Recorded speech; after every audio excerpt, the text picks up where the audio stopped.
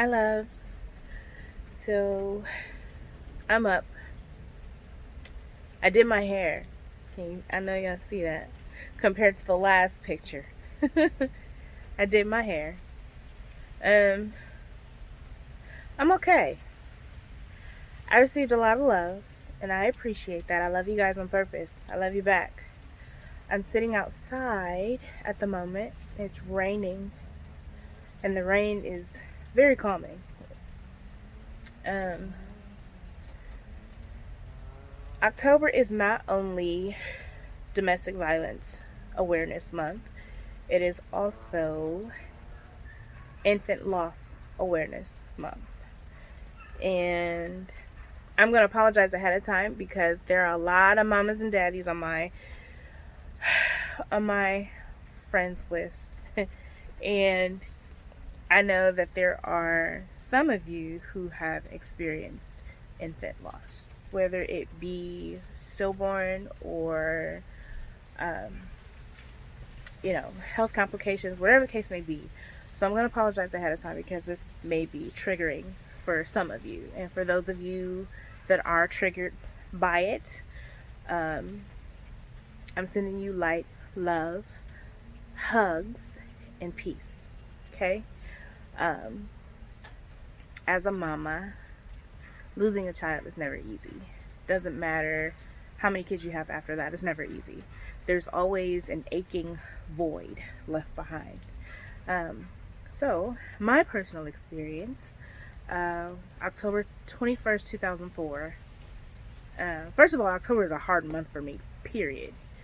I just actually, on top of everything else, learned that my great aunt passed away, my grandfather's sister. So, um, it's very shocking the amount of losses that we're taking in 2020. But I just wanted to have a conversation with you guys, heart to heart, and share with you a lot of things, or some things. So, October 21st, 2004, I was 17, so I was a child, having a child. And I was admitted to the hospital October 3rd, 2004. I'll never, never forget. I was a little more than 5 months along. I literally just graduated high school 2 months before. 3 months before. Yeah, about 3 months before. I graduated a year ahead of my class, so that was an accomplishment. But I was kind of at a standstill after that. I was pregnant. I was a child having a child. I was staying with my mom. I was trying to figure out my life. And, basically what was my go-to? What was my to-do next? And, I'll never forget. I was laying on the couch and my mom told me, she said, go upstairs. She said, this couch can't be comfortable for you. I want you to be comfortable. Why don't you, get yourself a shower, go upstairs, lay in your bed. So I said, okay. I climbed the stairs and got my shower, laid down, and after that, it was a large gush of water. My water broke. I laid down, me not knowing really anything about pregnancy, about my body, any of that. I didn't think, I was afraid, but I didn't know what to do. So I tucked a huge beach towel in between my legs and I went to sleep.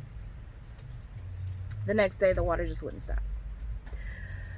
So I finally told my mom, and she rushed me to the hospital. Now, the hospital now is not the greatest hospital here, and we're in Columbus, Ohio. So the hospital that I went to was not good. But it's just one of those things that, you can't go back in time. But had I known then what I know now, I would have signed out and went to any other hospital but that one. That's how bad it is. But like I said, I didn't know that then. So October 3rd, 2004, I was admitted, and I was scared out of my mind. I was just like, what do I do? I'm here. Doctors are all around me. I was rushed. I was in triage. I went from urgent care to triage, and then was rushed from triage to labor and delivery. They put me on bed rest. I couldn't get up and walk to the bathroom by myself. I couldn't do anything. So I decided that, I was going to try to fight for my son's life and stay in that bed for as long as I could. I think the first 7 days I went nuts, and just to kind of, feel a surface under my feet, I think I stood up in the bed, or stood up on the floor. I got out of the bed once. And then after that, I was like, okay, no more. So, while I was there, the nurses, the doctors, they did everything they possibly could to make me feel comfortable. My mom, she came and stayed the night with me a few times, but of course she still had to take care of our home. So she wasn't there as often as she would have liked to been. My aunt came to see me. I had literally one friend come see me while I was in the hospital. Everybody say hi to my hubby. Say hi, husband. But yeah, I had one friend, and she came twice. So it was hard. It was really hard being there by myself. Most times I cried because I was lonely. My son's father was a boy. But there are a lot of factors with that. I'm not even sure if he knew. I'm not sure if he just didn't want to come. To this day, we still haven't had that conversation 16 years later. But I was there. I did the best that I could. My doctor would come in and literally sit for an hour and converse with me. That's unusual for doctors, especially those who are constantly on the go in the hospital. They are in and out. They are giving you your diagnosis, they're giving you your medication, and then they got to go. But my doctor, he came in, he was pretty cool. He came in, he sat with me for about an hour, at least an hour each day, if not every other day, and we had a conversation. The morning of October 21st, that's what replays in my head the most. It was about 7 a.m. Nurses were just changing shifts, and I woke up with some back pain. I didn't think anything of it. Hey, I'd been in the bed for, at that point, 21 days, and I just thought maybe it was just me being uncomfortable. So I got up, I sat up, I rearranged myself, I ate breakfast, and then what I didn't know was that they were contractions. So the contractions went from my back to my belly, and they were intense, like toe curling, tear dropping, intense. And nurses came in. Once they figured out what was going on, it was time to go. So my son was still breech. Well, I didn't tell you guys that part, but he was breech. He, of course, babies don't flip until close to delivery. So he was still breech.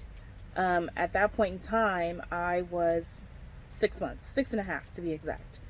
I was 26 weeks. And they rushed me to the OR, and they gave me medication, put me on the table. Next thing I know, I was out. They put me to sleep. I never got to hear my son's first cry. Um, never, never got to hear it.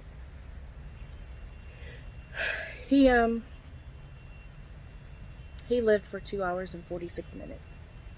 When I awoke, it was hard for me to come to at first. I could hear initially everything that was going on, but I couldn't open my eyes right away. I could hear my mom. I could hear her praying over me. And then I heard the nurse come in and, to check on me. And then I heard my mother ask, "How's the baby?"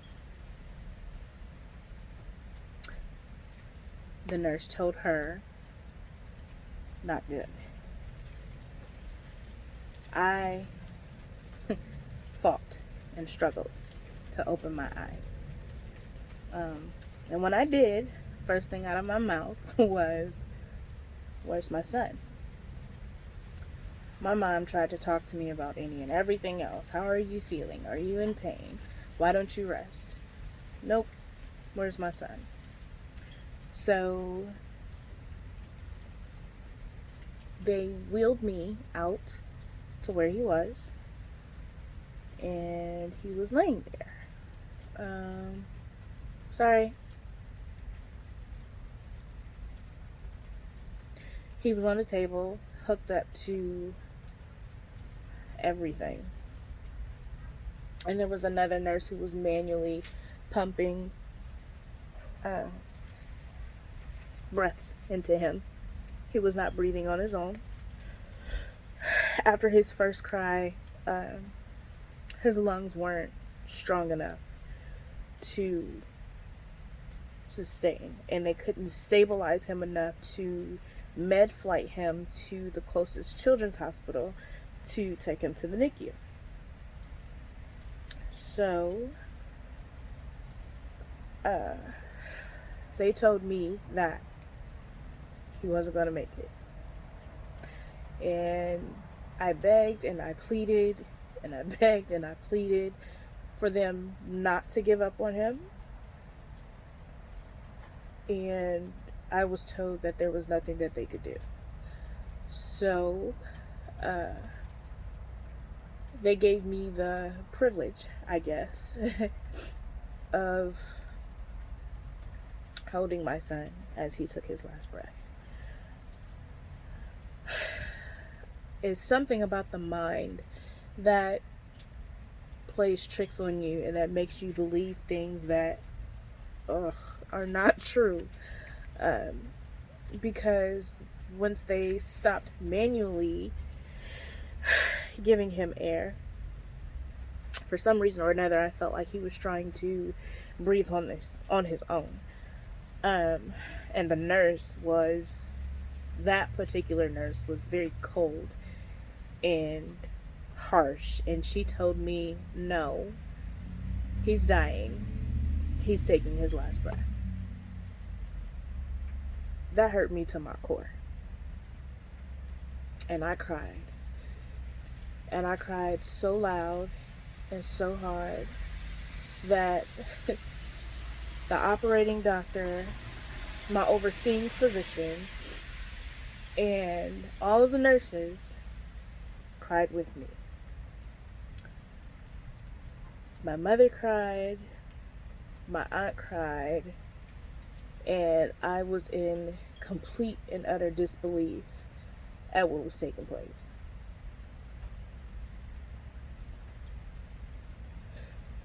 How do you tell a child that she can't have her child? How do you explain or reason to a child that's now a mother that they can't parent their child? How do you explain that? How do you give rationality or reasonability to that? I was crushed. I lost it after that, quite honestly. I flipped. I lost it. I was in denial. I was angry. I was basically all of the stages. I went through all of the stages. But I was in denial so much so that I would fight with the nursing staff to take care of a child that was no longer living. And it became so bad that my mother told me that if I didn't snap out of it, I would never be able to see him or hold him one last time before they cremated him. And then it hit for me that that was it.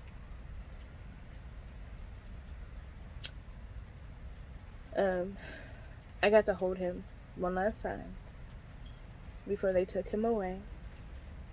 And it still hurts to this day. It does. I still have the C-section scar. And it's hard looking at that.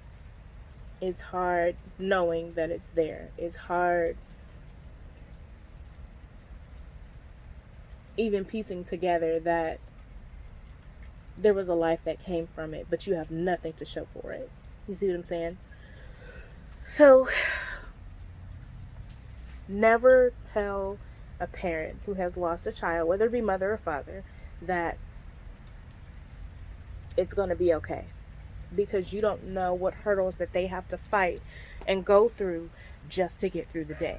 I don't care if it's 6 months later, 6 years later. I don't care if it's 16 years later. It's hard. Oh my God, it's hard. And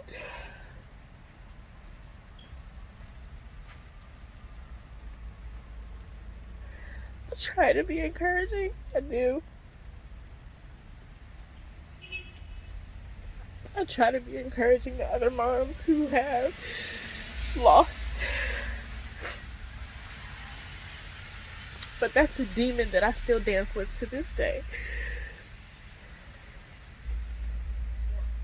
October sucks. Big time, it sucks. Oh God. Sorry, y'all. October really sucks. It does. It really, truly does. I'm sorry. Those are my neighbors' company. Look, y'all got my glasses fogging up. I'm crying. But, to those mamas and daddies who have lost, I'm sorry. I know how it feels. I know what it's like. I know how it hurts. And although we have lost a child or children, we have gained angels. It's not the same. It's never the same. Never ever the same. But I get it. And my heart, especially at this moment, goes out to Miss Chrissy Teigen and Mr. John Legend, because I get it. I get it. You know, you love your babies. You do your best to be the best parent. You do your damnedest to take care of yourself, take care of your body so that they have a fighting chance. But all in all, at the end of the day, it's really God's call. And we question. We have a right to question. We're human. I hate for people to tell me that you don't have a place to question God. As long as I'm human, I'm going to question. As long as I need an answer, I'm going to question. As long as I don't understand, I'm going to ask for clarity, because that's what He does. He gives you clarity. Even if you don't understand it, even if you don't see it right away, He gives it to you. It may not be in the ways that you want or in the ways that you need, but you get it. Hopefully you guys will tune in for my balloon release here in a few days. I needed to find some sort of outlet to help me cope. So